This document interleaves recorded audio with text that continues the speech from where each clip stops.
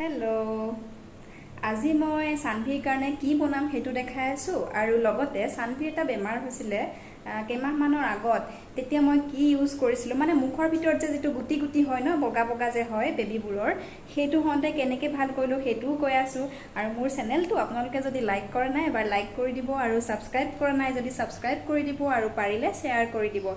মই এতিয়া নহৰুখিনি খুন্দনাত খুন্দি লওঁ। খুন্দিবলৈ ল'লোঁ, তাইকহে খুন্দিবলৈ লাগে। এতিয়া তাই এয়া খুন্দি কৰি মোক অকণমান হেল্প কৰি দিছে দেই। মই বনাবলৈ লৈছোঁ, একেবাৰে চিম্পুলকৈ বনাম যিহেতু সানভিক খুৱাম আৰু জ্বলা মছলাটো নিদিওঁৱেই, তেলো একেবাৰে কম পৰিমাণেহে দিম আৰু লাই পাত দিম দেই, চাই থাকিব। গৰম কৰি মই পিঁয়াজ দিলোঁ, তাৰপিছত পিঁয়াজখিনি অকণমান ৰঙচুৱা কৰি ভাজি তাত আকৌ নহৰু দিলোঁ, আদা নহৰু যিখিনি বটি লৈছিলোঁ মই সেইখিনি দিলোঁ, তেজপাত দুটা দিলোঁ, দি পেলাই অকণমান ৰঙচুৱাকৈ ভাজি লৈছোঁ। আৰু যিটো গোটা নহৰু আছিলে ন সেইটো মই টেষ্টৰ কাৰণে দি দিছিলোঁ, সেইটো খাই ভাল লাগে, মই ভাল পাওঁ। আপোনালোকে কেতিয়াবা দি চাই খাবচোন, সেইটো সিজিলে বিৰাট ভাল লাগে।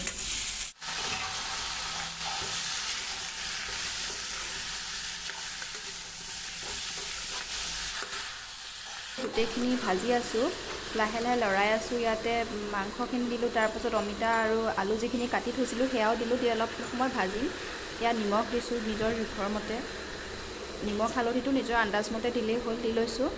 লৈ পেলাই এতিয়ালৈকে মই লাইপাতখিনি দিয়া নাই, কিন্তু লাইপাতখিনি অকণমান লাহেকৈহে দিম, চাই থাককচোন। কিন্তু দিলোঁ, কিন্তু হালধি মই দিয়া নাই, হালধিটো অকণমান দেৰিকৈ দিম, কাৰণ হালধি দিলে মই যিহেতু ইয়াত আদা নহৰু পেষ্টটো দি থৈছোঁ, হালধি দিয়াৰ লগে লগে এইখিনি কি হৈ যাব, লাগি ধৰিব। জলকীয়াখিনি পিছত পাৰিলে কাঢ়ি থৈ পেলাই পিছত দিম, কাৰণ এইখিনি অকল ময়ে নাখাওঁ, সানভিয়েও খাব, তাইৰ কাৰণেতো থ'ব লাগিব। এয়া এতিয়া হালধি দিছোঁ। এইটো স্পেচিয়েল বস্তুটো এনেকৈ ডাঙৰ ডাঙৰকৈ কাটিছোঁ, লাইপাত। এতিয়াহে মই এইটো দিম তাত, লাইপাতখিনি এনেকৈ ডাঙৰ ডাঙৰকৈ কাটি লৈ এতিয়া ইয়াত দি দিছোঁ।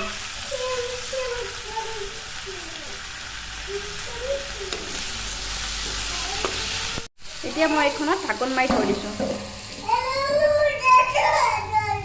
মই ইয়াৰ পৰা সানভিলৈ কাঢ়ি থৈ দিম। তাই পিছে মাংস নাখায়, তাইক মাংসৰ জোলটোহে খুৱাওঁ, কিন্তু তথাপি মই তাইক এয়া বিলাহী মাংস এনেকৈ কৰি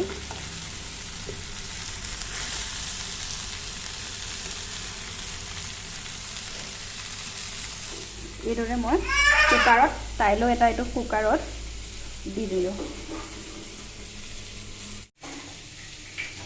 এইদৰে মই কুকাৰটো তাইখিনি ইয়াত দি ল'লোঁ, দি লৈ ইয়াত দি দিলোঁ আৰু এইখিনিতো মই এতিয়া ইয়াত পানী দি দিম। ইয়াত মই এতিয়া ইয়াত জলকীয়াখিনি দি দিলোঁ। লাইপাতখিনি একেবাৰে দেখাত নোহোৱাই হৈ গৈছে, লাইপাতখিনি জহি গৈছে। আৰু ইয়াতো মই এয়া পানী ঢালি দিলোঁ।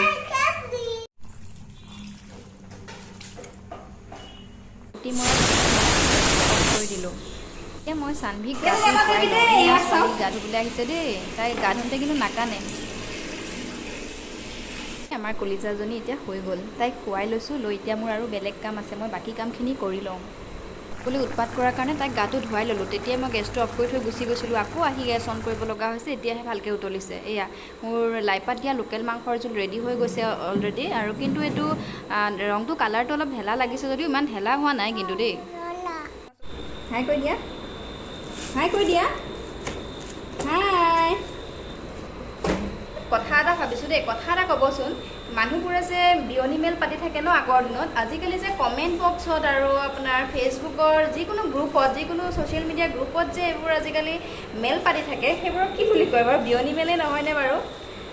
সেইবোৰ বাৰু কিয় কৰে? তাতকৈ দেখোন ৰীল বনোৱা, ব্লগ বনোৱা এইবোৰ বেছিহে ভাল, হয় নাই কওকচোন? আপোনালোকৰ অনুভৱটো কি বাৰু? মই ভাবোঁ যে ব্লগ বনোৱা, ৰীল বনোৱা এইবোৰ বেয়া নহয় সেইবোৰতকৈ। অনুভৱ দেই, মোৰ মনৰ অনুভৱহে, মই কিহৰ কাৰণে ক'লোঁ হয়তো বুজি পাইছেই চাগে, আৰু ইমান ভাঙি পাতি নকওঁ বাৰু। এয়া চাওক আমাৰ সানভি, চাওক সানভি হাই কৈ দিয়া, বেবী। নাই নাই, তাই খেলাত ব্যস্ত দেই, এয়া খেলাত ব্যস্ত। হাই কৈ দিয়া, তাক হাই কৈ দিয়া, এয়া হাই, বাবাই দিয়ে দিলে দেই, আকৌ কোৱা চুমা এটা দি দিয়া। এজনী আমাৰ সানভি, গুড গাৰ্ল। এতিয়া আহিছোঁ আচল কথাটোৰ কাৰণে। আচল কথাটো হৈছে আমাৰ বেবীবোৰৰ যে মুখত কিছুমান কেতিয়াবা বগা বগা উঠে, তেতিয়া সিহঁতে পানী দুনি খাব, একো খাবলৈ মন নকৰে।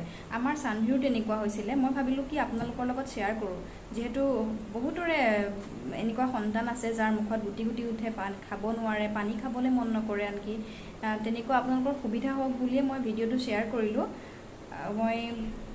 মই যেতিয়া ডাক্তৰক দেখাইছিলোঁ তেতিয়া ডাক্তৰে মোক এই বস্তুটো ছাজেষ্ট কৰিছিলে, চাওক, কেণ্ডিড মাউথ পিন। এই বস্তুটো ছাজেষ্ট কৰিছিলে। এইটো যদি মই দুটোপাল দি দিওঁ তাইৰ মুখত, তেতিয়া সেই বস্তুটো লাহে লাহে ভাল হৈ যায়, অতি সোনকালে ভাল হয়, বহুত দিন নালাগে। এদিন দিলে পিছদিনা মানে দিনটোত এদিন বা দুদিন যদি দিওঁ, এবাৰ বা দুবাৰ যদি দিওঁ, তেনেহ'লে আপোনাৰ দুদিনত ভাল হৈ যায়। এনেকৈ চাবচোন, কেতিয়াবা যদি আপোনালোকৰ বেবীৰ হৈছিলে, এইটো বস্তুটো চাওক, কেণ্ডিড মাউথ পিন, এইটো বস্তু ইউজ কৰিছিলোঁ।